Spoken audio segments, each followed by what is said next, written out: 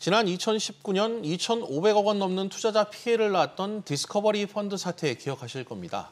디스커버리 자산운용이 만든 펀드를 기업은행 등이 판매했고 대규모 환매 중단 사태가 벌어졌죠.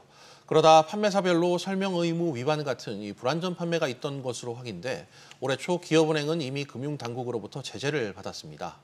그런데 최근 SBS 비즈 저희 취재 결과 또 다른 문제가 있었던 것으로 파악됐습니다. 금융부 권준수 기자와 이 내용 자세히 다뤄보겠습니다.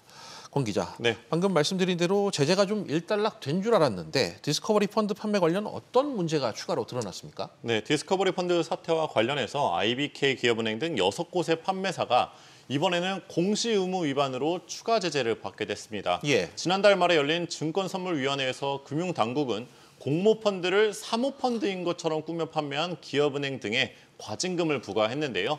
6,800억 원 가까이 디스커버리 펀드를 판매한 기업은행에는 15억 원의 과징금이 부과됐습니다. 네, 공시 의무 위반, 구체적으로 어떤 부분을 위반했던 겁니까? 네, 흔히 시리즈 펀드 혹은 쪼개기 수법으로 불리기도 하는데요. 네. 50인 이상 모집하는 펀드는 공모펀드거든요. 공모펀드는 투자자가 많다 보니 당연히 투자 위험 요소나 자산 비율 등 사모펀드보다 공시 규제가 강화됩니다. 예. 그런데 사실상 하나의 공모펀드를 49인 이하의 여러 사모펀드로 나눠 판매해서 이런 공시 규제를 피해갔다는 게 금융당국의 판단입니다. 전문가 이야기 들어보시죠. 공모의 주요 규제인 증권신고서 의무를 회피한 거는 불법성 행위로 볼 개연성이 있습니다. 금융당국은 디스커버리 자산운용이 이런 식으로 펀드 설계를 맡았고 기업은행 등이 기업은행 같은 금융사들이 이를 알고서도 팔았다고 보고 있는데요. 금융당국 관계자는 자산운용사와 공모 혐의가 있는 것으로 보인다며 불법이 될 수 있다는 사실을 알고 판매하는 등 미필적 고의가 있어 중과실로 판단했다고 말했습니다. 네, 이 투자 피해액과 비교를 해보면 과징금 15억 원이 좀 적다는 느낌이 드는데요. 네, 그렇게 이 볼 수 정도면 있죠. 이 적절한 수위라고 볼 수 있을까요? 네, 우선 증선위에서 결정한 기업은행 15억 원 과징금은 다음 달 초 금융위원회 의결을 거쳐야 확정될 텐데요. 5억 원 이상 대규모 과징금은 금융위 의결을 거치게 돼 있습니다. 네. 재작년 NH농협은행도 시리즈 펀드로 과징금 20억 원을 받은 바 있는데요. 판매사로서는 첫 제재였습니다. 금감원이 처음에는 100억 원을 부과했지만 증선위에서 80억 원 감경됐고 이후 금융위에서 확정됐습니다. 시리즈 펀드 자체가 책임 소재를 확정짓기 어려운 측면이 있기 때문입니다. 하지만 이번 기업은행 건에 대해 디스커버리 펀드 피해자들은 더 강한 제재 수준을 요구하고 있습니다. 들어보시죠. 공범망이 처벌이고 사실 처벌이 아니거든요. 그랬기 때문에 만약에 쪼개기에 대해서 과태료로 끝난다면 사모펀드 피해자들과 함께 고발할 계획입니다.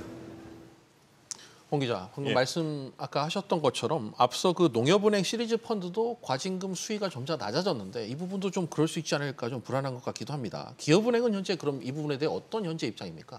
네, 당초 디스커버리 자산운용이 설계를 잘못한 거다 보니 기업은행은 억울하다는 입장인데요.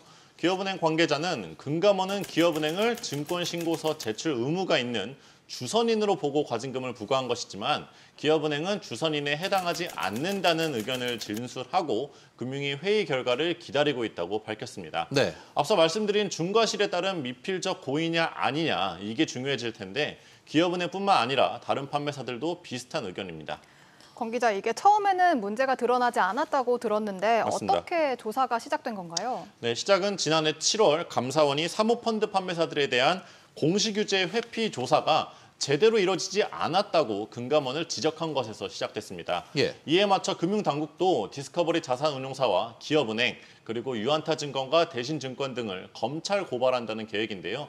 시리즈 펀드에 대한 감독이 전반적으로 강화되고 있습니다. 당연히 규제가 강화되면 업계에선 볼멘 소리가 나오지 않겠습니까? 맞습니다. 예. 최근 당국의 규제 움직임이 또 이와 관련해 관련법이 좀 애매해서 그렇다 이런 입장도 있던데 예. 이런 주장을 펼치는 그 배경 좀 한번 짚어주시죠. 네, 금융당국은 우선 시리즈 펀드 공시 의무 위반에 대한 전수조사를 진행 중인 것으로 알려졌는데요. 이전에 농협은행이나 이번에 제재 절차가 진행되고 있는 기업은행 모두 관련법이 불분명하다는 의견을 내비쳤습니다. 네. 공모펀드를 쪼개 판매했느냐 여부는 결국 객관적인 기준으로 볼 수밖에 없는데요. 자본시장법에서는 나뉘어 있는 여러 펀드가 자금 조달 계획이 같은지, 발행 시기는 6개월 내로 가까운지, 증권 종류가 같은지 등을 보게 돼 있습니다. 이번 전수조사로 시리즈 펀드에 대한 제재가 강화될 수 있어 업계에선 마구잡이식 고발이 이뤄질까 우려가 큰데요. 예. 금융당국 관계자는 당시의 법이 불분명하다고 주장하는 것 자체가 걸릴 가능성이 있다는 걸 인지하고 있다는 뜻이라면서 불법인가 아닌가 애매했다는 건 변명거리로 이어질 수 있다고 말했습니다. 전문가 이야기도 들어보시죠. 제도적 보완을 통해서 공모 규제를 우회하기 위한 수단으로 악용되는 케이스를 차단하는 것은 오히려 필요한 방향성이 아닐까 싶습니다. 사모는 사모처럼, 공모는 공모처럼 운영하는 것이 합리적인 방향성이라고 봅니다.